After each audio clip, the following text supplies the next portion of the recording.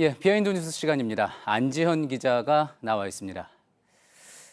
안지현 기자, 비하인드 뉴스가 뭔가 룩을 좀 다르게 했습니다. 네. 예, 좀 더 재미있는 코너로 차별화가 될 것 같습니다. 노력하겠습니다.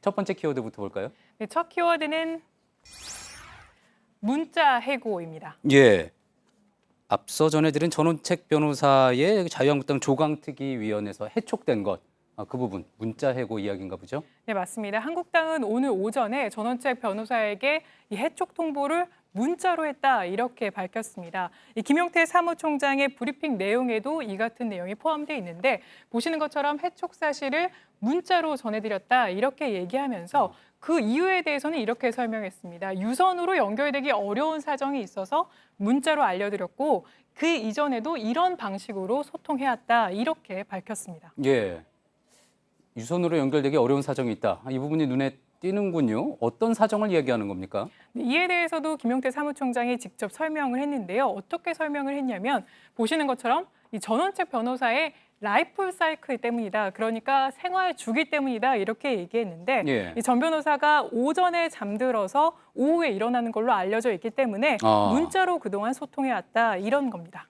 예. 오전에 잠을 자서 오후에 일어나는 라이프 사이클 때문에 그렇다.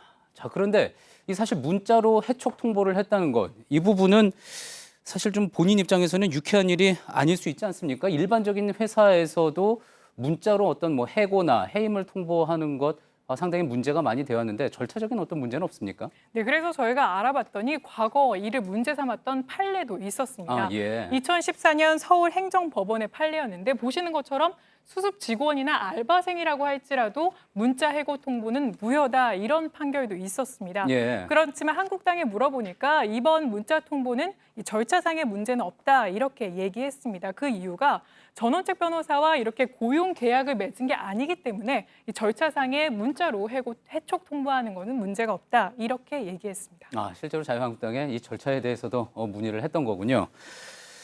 어떻습니까? 전원책 변호사는 어떤 반응이 나왔습니까? 네, 오늘 오후에 전원책 변호사가 자택 앞에서 입장을 밝혔는데 이에 대해서 그러니까 문자로 통보한 부분에 대해서는 문제 삼겠다 이런 의견 전혀 내비치지 않았는데요. 이 발언 직접 들어보시죠. 예. 한국에도 드디어 문자로 모든 걸 정리를 하는구나 하고 알게 됐습니다. 이 놀라운 일이죠.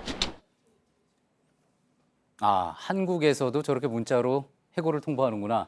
여러 가지 이제 나왔던 사례들을 이제 언급을 한 것 같은데, 자, 그런데 이 문자 해고가 뭐 앞서 이제 자유한국당이 이야기했던 것처럼 절차상의 문제가 없다고 하더라도 분명히 이제 흔한 방식은 아닙니다. 네, 그렇습니다. 그런데 공교롭게도 박근혜 정부 때 당시 황교안 총리가 이 문자 통보를 받았다 이런 보도가 나온 적이 있었는데요. 예. 이 후임 이 총리 후보자 지명 사실을 문자로 통보받았다. 그러니까 사실상 문자 해고 아니냐 이런 논란이 제기된 바 있었습니다. 예, 그랬었죠. 기억납니다. 네, 그리고 또 공교롭게도 당시 후임 그 지명자가 현재 김병준 자유한국당 비대위원장이기도 했는데요. 예. 물론 총리실에서 이후에 이는 사실이 아니라고 밝혔지만 한동안 논란이 된 바 있었습니다.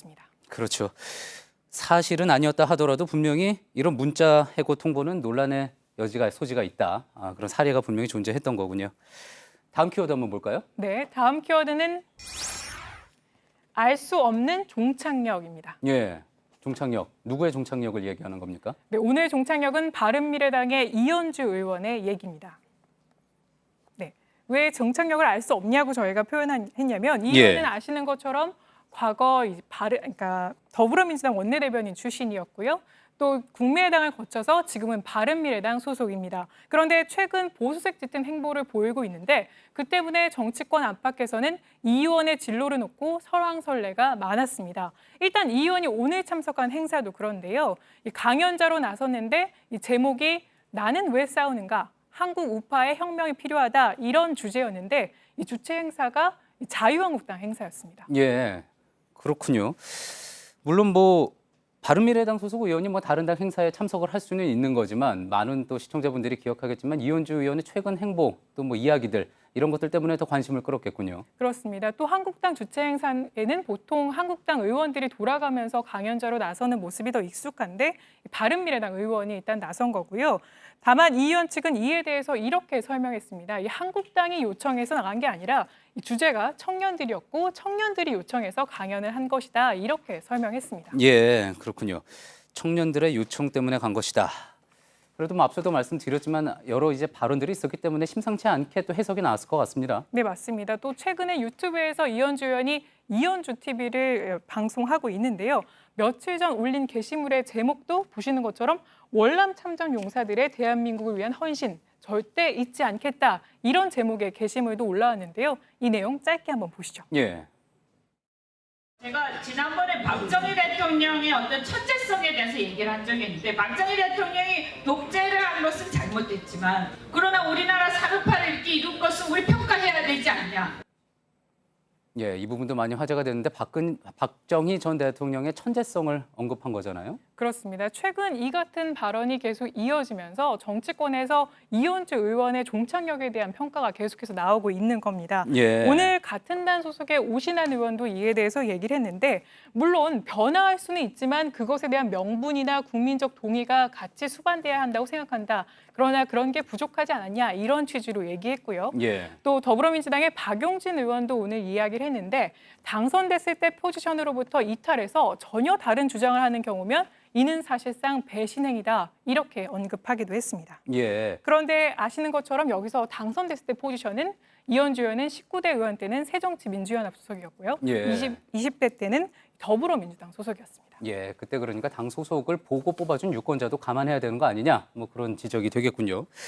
자, 근데 지금 뭐 이 의원이 그렇다면은 정치권 일각에서는 다른 당, 그러니까 자유한국당으로 혹시 옮기는 수 있는 것 아니냐, 뭐 이런 이야기도 나오지 않습니까?